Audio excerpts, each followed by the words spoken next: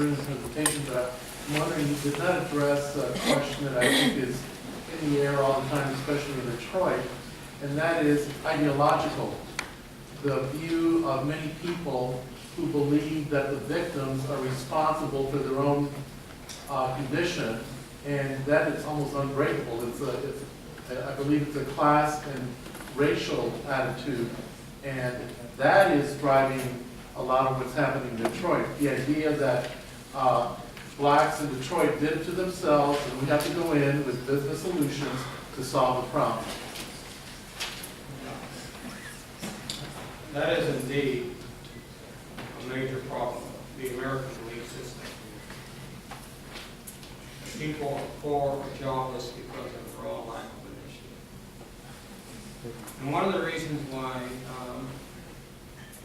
conservative scholars and analysts have an advantage, because they can use sound bites that reinforce that point of view, that resonate more with the American people because of this dominant American belief system. And this is where liberals have fallen down. We have not developed effective sound bites to get people to recognize that they are being hurt by the current political practices, policies that flow from them. You see, you can't make wise decisions if you don't have good information. And one of the reasons why there's such opposition to the Affordable Care Act, so Obamacare, is that people are just not fully informed. You've got poor people out there who lack insurance, talking about the evils of Obamacare. Where are they getting that information from? From Republican spokespersons who have done a more effective job than liberals and Democrats in selling the importance of the Affordable Care Act. Now, if I have a criticism of Barack Obama, and believe me, he doesn't need any more criticism. The guy can tell. By the way, take a look at Paul Krugman's brilliant piece. I think it was in Atlantic, talking about what Obama has accomplished. It was in Rolling Stone. Rolling Stone. I mean, I wish that my colleagues on the left could read that piece. That the criticism I have is that Obama has done a very poor job of selling his program. He hasn't really forcefully articulated what he has accomplished. He hasn't used the bully pulpit to get people aware, even the white folk, of how much they benefit from his proposals. That has shocked me, because during the campaign he was a very, very forceful speaker, and I thought that he would use the bully pulpit in a very forceful way. Bill Clinton's much more effective that way, in just using the bully pulpit. But I also fault the Democrats for not rallying behind him, for not picking up the baton and delivering the message and getting working poor, and especially poor whites, to understand that their future is not in the hands of the current Republican Party. And I'm sorry to be so partisan. You all right? Maybe I don't, maybe some Republicans in the crowd, okay? But you can speak up as well. But and listen, I was just telling my son the other day, I said, Carter, I'm even becoming disillusioned. I'm fighting pessimism all the time. I'm almost, and I'm getting, I gave thousands of my dollars to the Obama campaign and to other Democrats prior to 2008, actually even the last election. But this time around I haven't contributed. And you should see my email box. Every day I get 8 to 10 requests because I gave so much money before. Because I just got fed up with the way the Democrats have allowed the Republicans to hijack the message. And my son says, Dad, you can't be right. I mean, so I said, you know, you just, and now I'm now contributing again.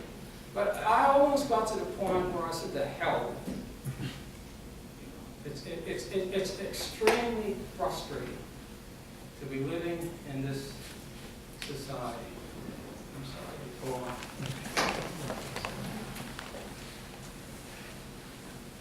Andrew, and then the one back there. I just wanted to say, do you think that we can state like the lecture and statistics into the urban schools to start teaching our young students? This is what's the reality of what's really going on in life. This is what your future can be headed towards. Kind of like the parents to put this into the school system at a young age. It can be done. Jeffrey Canada certainly demonstrated this.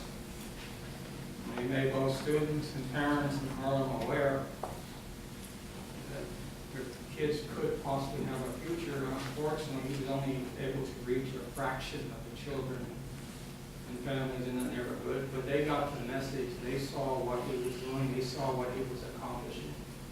I don't know how many of you were fully aware of Jeffrey Canada's Harlem Children's Zone, but it's an amazing program that includes both structural and cultural resources to enhance the lives of people in the neighborhood, especially children. Unfortunately, only a fraction of the families and children can really get involved in the program. And they're selected by lottery, and the lottery losers are just devastated because they want to really help. They want to do something for their children.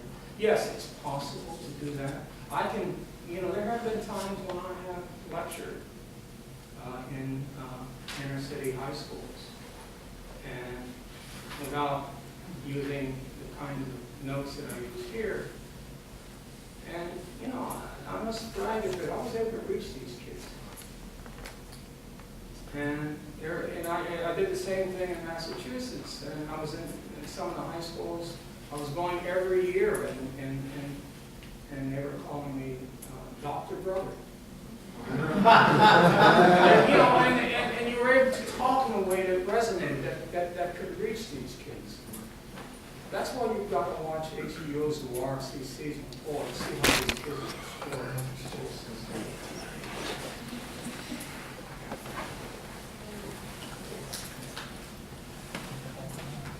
Yes, please. Oh, it's going up. I'm sorry, I can't see that far. I just have a question. I'm a sociology student. Why, can you talk a little bit about why resources are removed from vulnerable neighborhoods, and at the same time we argue that vulnerable people in neighborhoods need resources? How do we move policy out of that kind of conundrum? Like here in Detroit, closing of recreation centers and all that kind of stuff, closing of libraries, emptying out public housing, repopulating public housing with all kind of great amenities. Why do we buy into this cycle? Not just, but by we, you mean that, you know, the larger society. The word to use to sum it all up is disinvestment.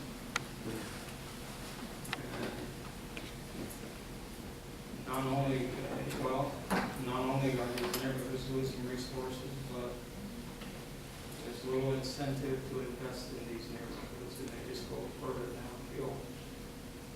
Can you? How can you, yeah, I'm sorry. Can you hear me now, sir? Okay, I was moving away from the mic. So the question is, you know, just take, for example, a large grocery chain. What are some of the grocery chains that Save-A-Lot. Walmart? Just take Walmart. You know, a lot of people will complain about how Walmart exploits workers. But you talk to some neighborhoods, some people in some of these jobless inner city neighborhoods, we would love to have a Walmart. They have nothing like that. And they have to rely often on these small stores that provide inferior goods and charge ridiculous prices. See, that's the problem of this investment, or lack of investment. So the question is, how can you encourage investment in these neighborhoods so that these residents can also benefit from having superior resources?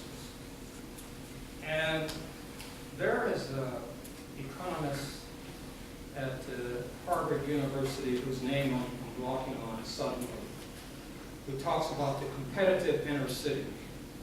And what he was trying to do is to get corporate leaders, make corporate leaders aware that there's a profit in investing in these neighborhoods, that they would be surprised at how often folks would use a large grocery store if it were available.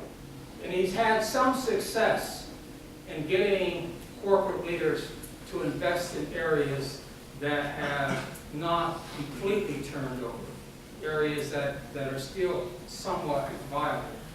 The real challenge is getting folks interested in investing in these depopulated areas. That's the real challenge.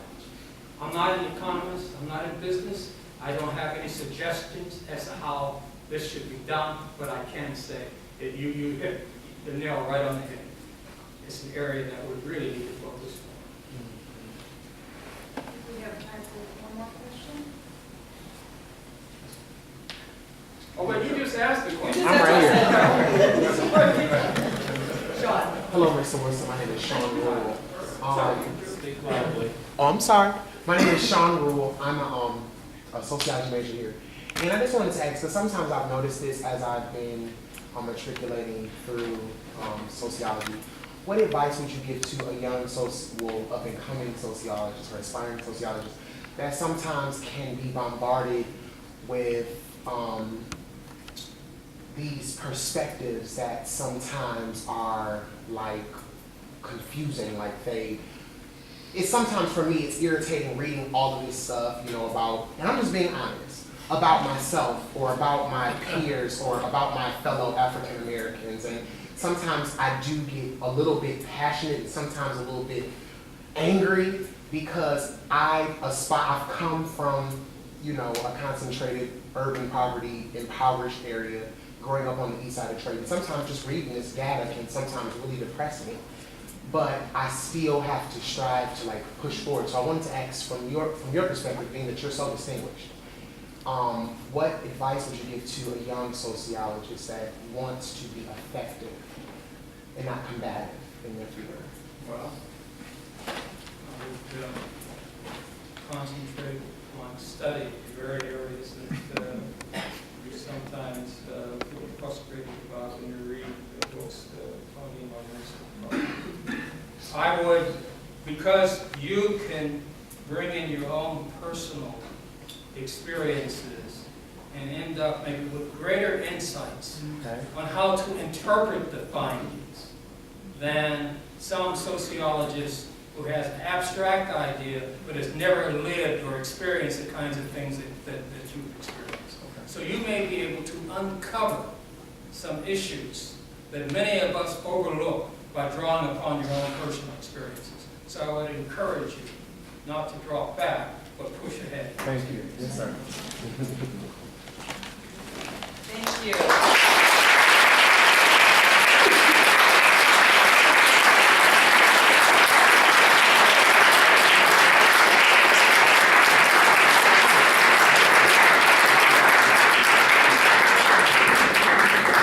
Thank you, Krista, for a wonderful, great presentation. Thank you for those